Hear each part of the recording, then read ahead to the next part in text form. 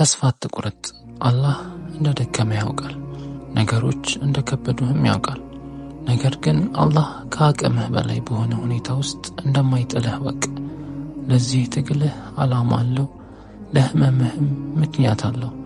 የምትጠብቀው በረከት በቅርቡ ይመጣል። አላህ መቋቋም የማትችለውን ጫና በፍጹም አይጭንብህም። ይህ በቀጥታ ከቁርአን የመጣ ቃል ነው።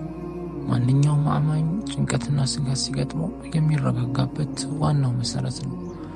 ላ ዩከሊፉ ላሁ ነፍሰን ኢላ ውስዐሃ። አላህ ነፍስን ከችሎታዋ በላይ አያስገድዳትም። ሱረቱል በቀራ። ይህ ማለት አላህ የመውጫ መንገድ የሌለውን በር አያሳይህም ማለት ነው። ችግሩ እንደ ትዕዛዝ ሳይሆን እንደ ፈተና ስለመጣ መቋቋም የምትችልበትን ውስጣዊ አቅም ተሰጥቶሃል። አሁን ባለህበት ሁኔታ ውስጥ መሆንህ በእርግጥም አላህ ሱብሓነሁ ወተዓላ ያንን ሁኔታ በውስጥህ ባለው ጥንካሬ መትረፍ እንደምትችል ማረጋገጫ ነው። አሁን ላይ ባይሰማህም እንኳን ህመምህ ትርጉም አለው። በእስልምና ህመም ወይም መከራ በጭራሽ እንዲሁ በከንቱ አይመጣም።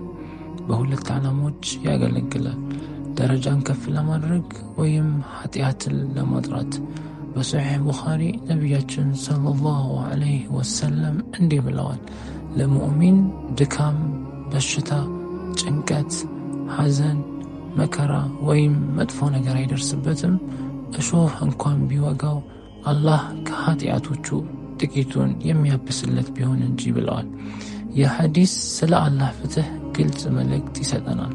እያንዳንዱ እንባ፣ እያንዳንዱ እንቅልፍ አልባ ምሽት፣ እያንዳንዱ ትግልህ በከንቱ የሚቆጠር አይደለም። አላህ በዱንያ ያሳለፍከውን መከራ ሁሉ ከኃጢአትህ እየቀነሰልህ ወደዛኛው ዓለም አኺራ ንጹሕና ቀላል ሸክም ይዘህ እንድትሄድ እያደረገ ነው። ህመምህ የመደምደሚያ ቅጣት ሳይሆን የመጨረሻ ሽልማትህን የሚገነባ መሰረት ነው። ድካምህ የመንፈሳዊ ንጽህና መልክ ነው። ትግሉ በትንሣኤ ቀን መዝገብህ እንዲቀለልህ የምትከፍለው ዋጋ ነው። በረከት በቅርቡ ይመጣል እና ተስፋ አትቁረጥ። ፈኢነ መዐል ዑስሪ ዩስራ፣ ኢነ መዐል ዑስሪ ዩስራ። ከችግር ጋር ምቾት አለ። ከችግር ጋር በእርግጥ ምቾት አለ። ሱረቱን አሻር። ምቾት ወይም ዩስር ከችግሩ ወይም ዑስር ክብደቱ ይበልጣል። ቃሉ ከችግሩ መውጣት ሳይሆን ከችግሩ ጋር ምቾት መኖሩን ያረጋግጥልናል።